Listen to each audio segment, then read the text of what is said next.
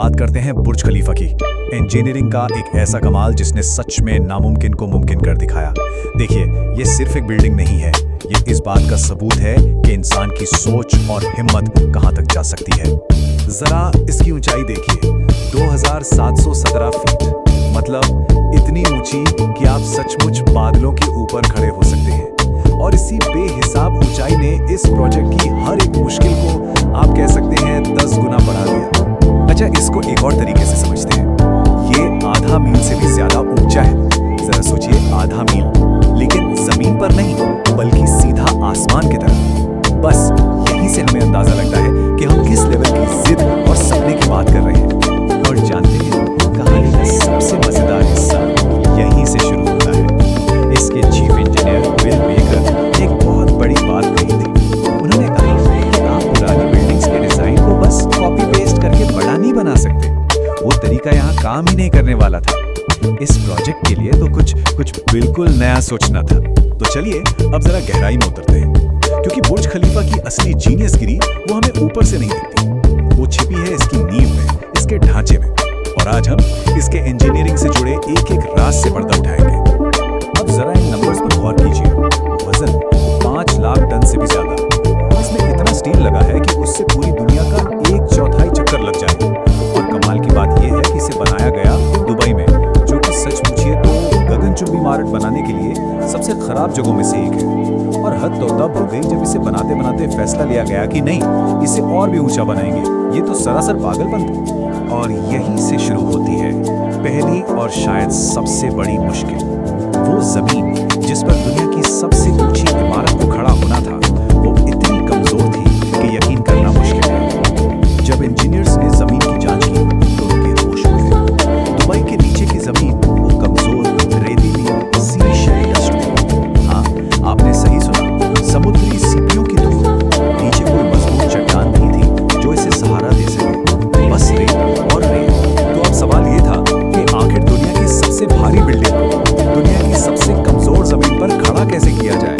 ये एक बहुत बड़ा सवाल था। इसका जवाब मिला एक कमाल के आइडिया में, जिसे कहते हैं राफ्ट फाउंडेशन। अब ये क्या है? सोचिए, ये कंक्रीट की बहुत मोटी विशाल प्लेट है जो नरम जमीन के ऊपर एक तरह से तैरती है। इसका काम है बिल्डिंग के सारे वजन को एक बड़े एरिया में फैला देना।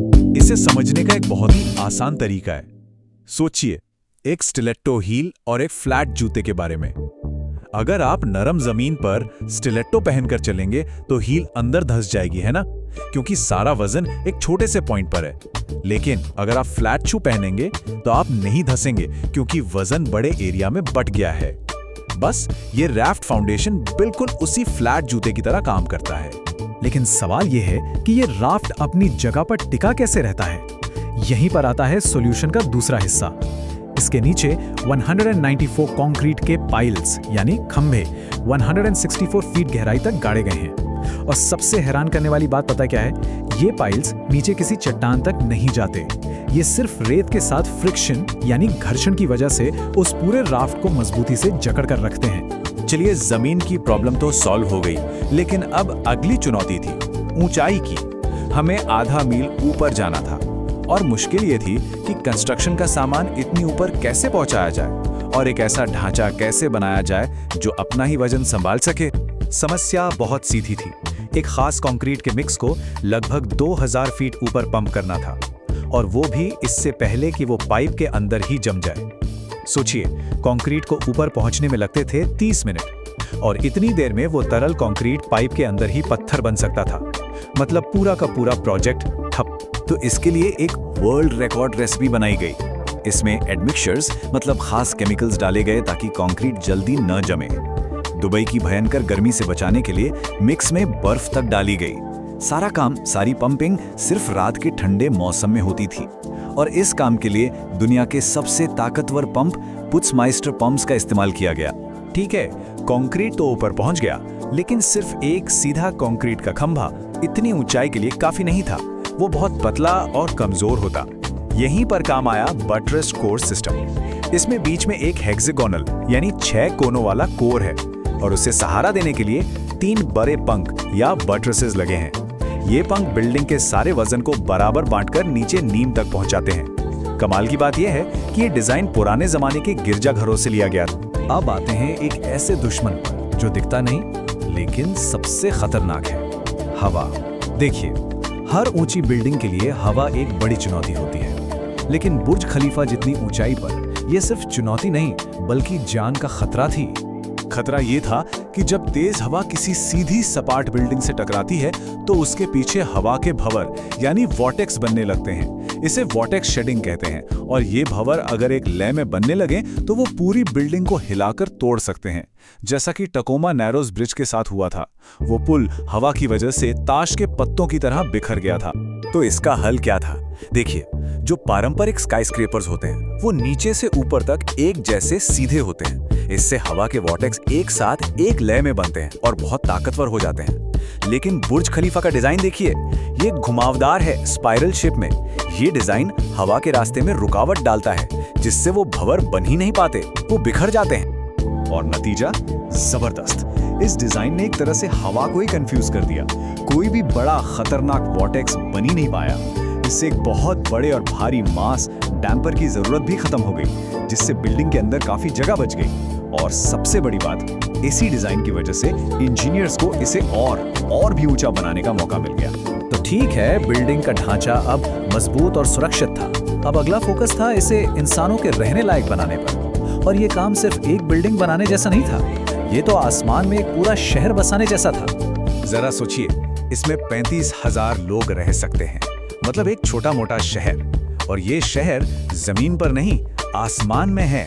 अब इतने सारे लोगों के लिए आने जाने का इंतजाम करना, उन तक पानी पहुंचाना और बिल्डिंग को ठंडा रखना, ये अपने आप में एक बहुत बड़ी चुनौती थी।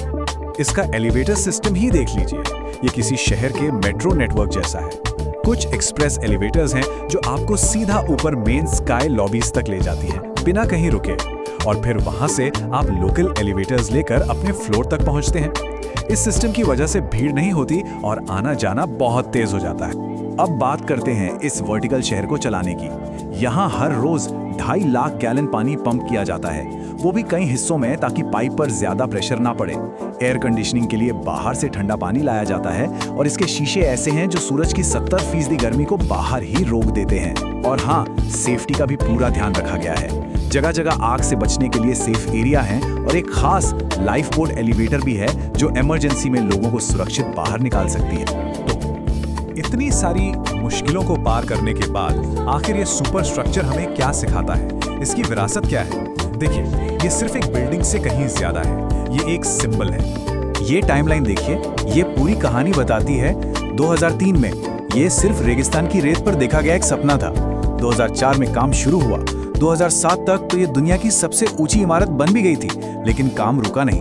और फिर 2010 में ये एक ग्लोबल आइकन के तौर पर दुनिया के सामने आई, और इसने दुबई को हमेशा के लिए बदल दिया। बुर्ज खलीफा ने इंजीनियरिंग की दुनिया में संभव शब्द का मतलब ही बदल दिया।